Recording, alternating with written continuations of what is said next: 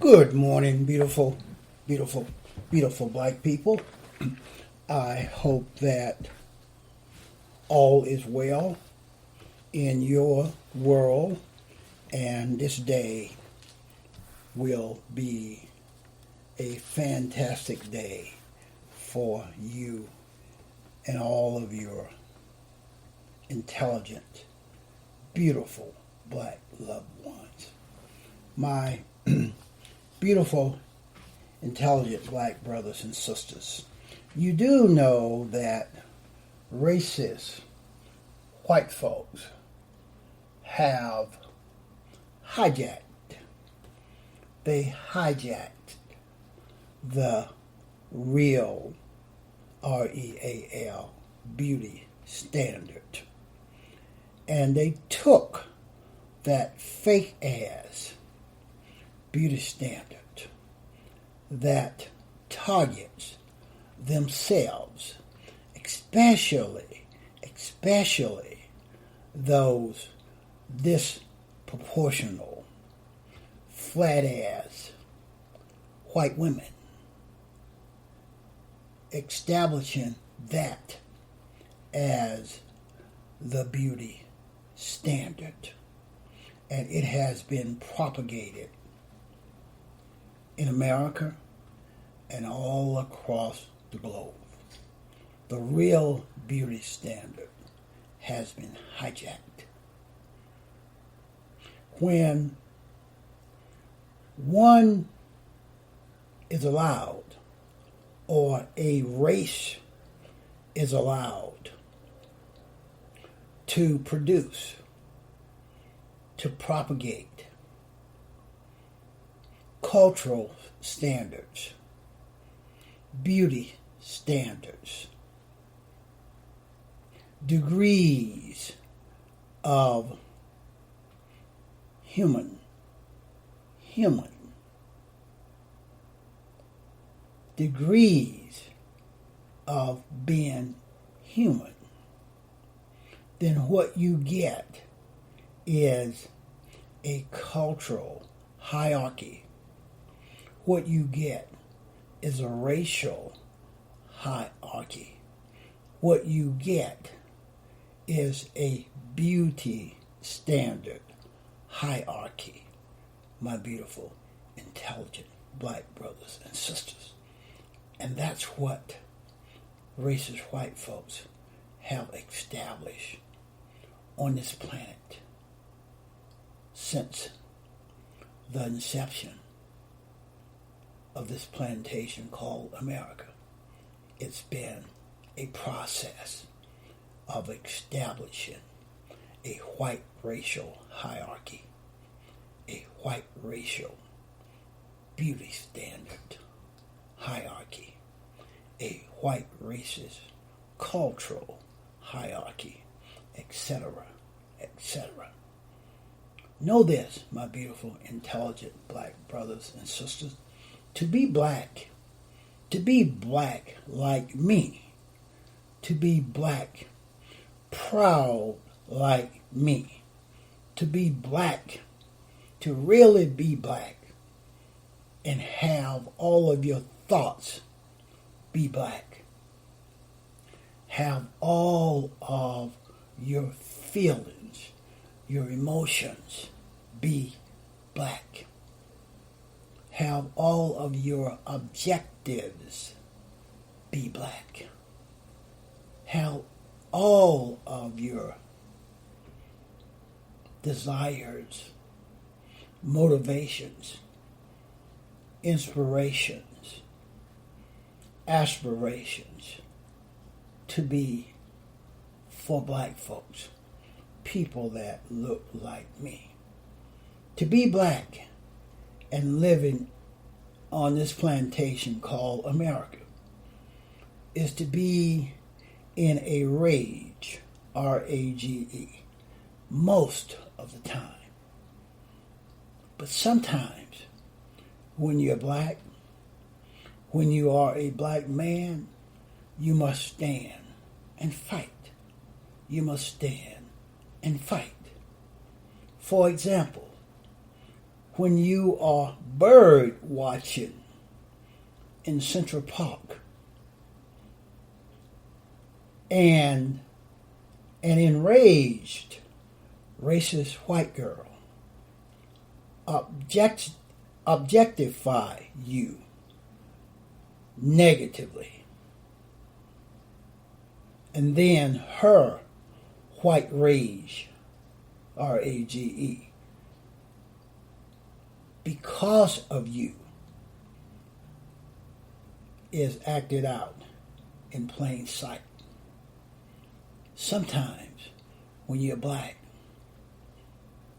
when you are a black man, you must stand and fight by any means possible.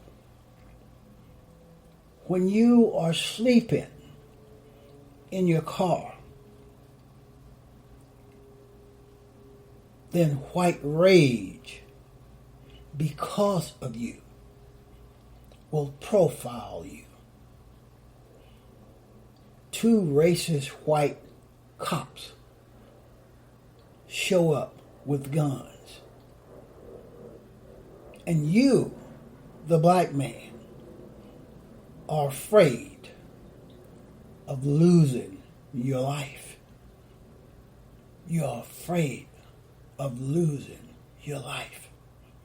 When white cops show up with guns, the situation is escalated at the sight of those racist white cops with guns. If you are black like me, that is the escalation that is automatic when you are black and racist white cops show up with guns.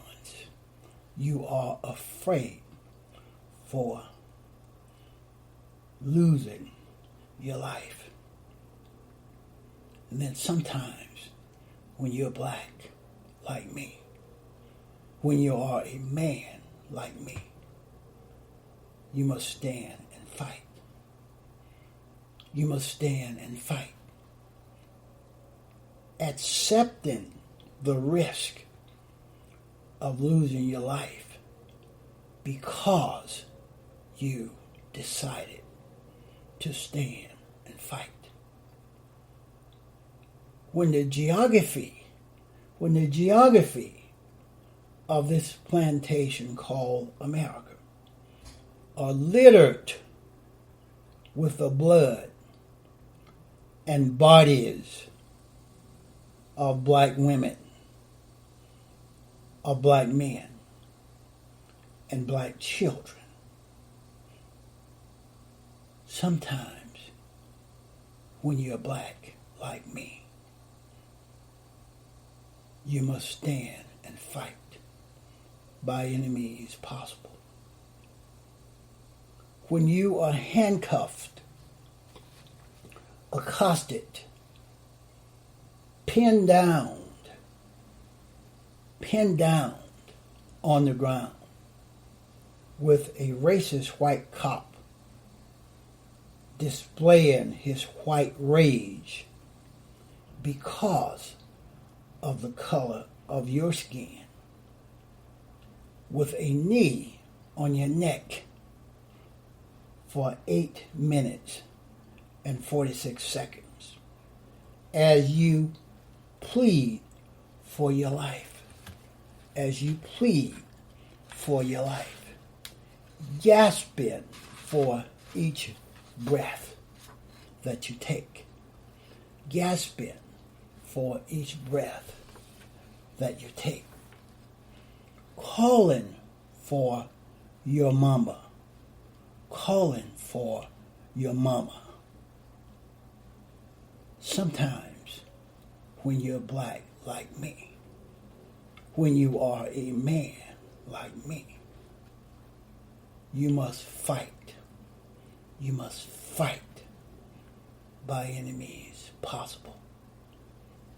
Lying on the ground with a neck on your neck, handcuffs, your hands behind your back, handcuffs. Sometimes you must fight by any means possible. Global white supremacy, oppression is an imprint in the logic circuits of our brains, of the brains of black folks, people that look like me, telling our psyche that we might be racially profiled, that we might be seen by white folks and criminalized, thinking we might be discriminated against, and even thinking that we might be killed, publicly lynched, publicly murdered every time we leave our homes. This effect on our psyche creates stress and anxiety that black folks, people that look like me, live with every day of their lives right here on this plantation called America. Sometimes when you're black like me, sometimes when you are a man like me, you must stand and fight, even if it means losing your life. You must stand and fight. If you have not discovered, found something in these times that are valuable enough to die for, that is worth dying for, then your life, my life, is rather empty, because there are many things that are worth dying for. There are many things that are worth becoming a martyr for. Sometimes, when you're black like me, you have to stand and fight. When the tools, Tools, of oppression, the tools of oppression has created a self-image and a self-concept of inferiority, then at an opportune time, that rage, R-A-G-E, in us takes over. The destruction and looting starts. Although it is wrong, sometimes when you're black like me, when you are a man like me, you must stand and fight by any means possible. Just as racist white folks were in a rage regarding black advancement and black success, they destroyed every successful black community Remember that, my beautiful, intelligent black brothers and sisters. Racist white folks and their white rage, R-A-G-E, their white fragility destroyed every successful black community. For example, Seneca, New York, was destroyed by white folks. Greenwood, Oklahoma, was destroyed by racist white folks displaying their white rage. Wilmington, North Carolina, Rosewood, Florida, just to name a few. White folks were enraged. They destroyed every black community. Even a small black community like Blackdom, New Mexico, and Senatobia, Kansas, was all destroyed by racist white folk, showing their white rage because of the color of our black skin. My beautiful, intelligent black brothers and sisters, never forget that white folks destroyed, burned, bombed, and looted every successful black community right here on this plantation called America. And it is their white rage,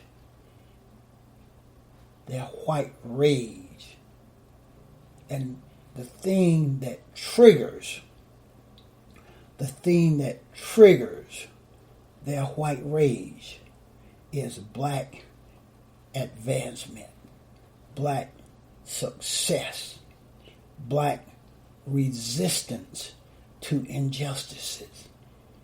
Those are the things, just some of the things that triggers white folks, white rage. When those white folks see us as animals and they euthanize us, they see us as animals and they euthanize us in public. For example, Walter Scott in Charleston, North Carolina, Eric Garner in New York City, Michael Brown in Ferguson, Missouri, etc., etc. When they see us as animals, when white folks see us as animals, and that white rage want to euthanize us publicly lynch us, casually kill us, publicly murder us, etc., etc. Protest ensues here and across the globe when they euthanize us in public. Protest ensues here and across the globe. Sometimes when you're black like me, you must stand and fight by any means possible. When in politics, when in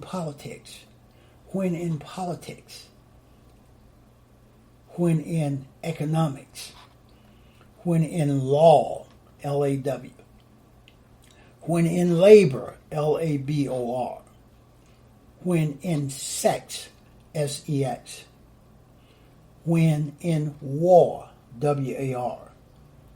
When in religion, when in entertainment, and when in education. In every facet of your life, if you're black. If you're black like me, in every facet of your life,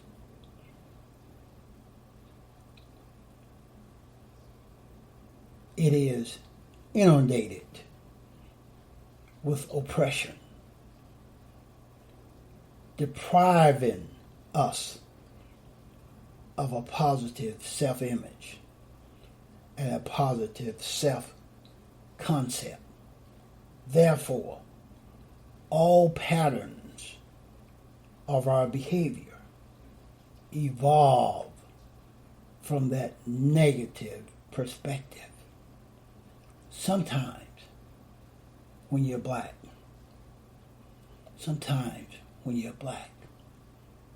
you must stand and fight, my beautiful, intelligent black brothers and sisters. That's what I have on this one. Please go to thethrasherway.libsyn.com. There you will have access to all that I do. And please download, and download some more. Talk to you again on another one real soon.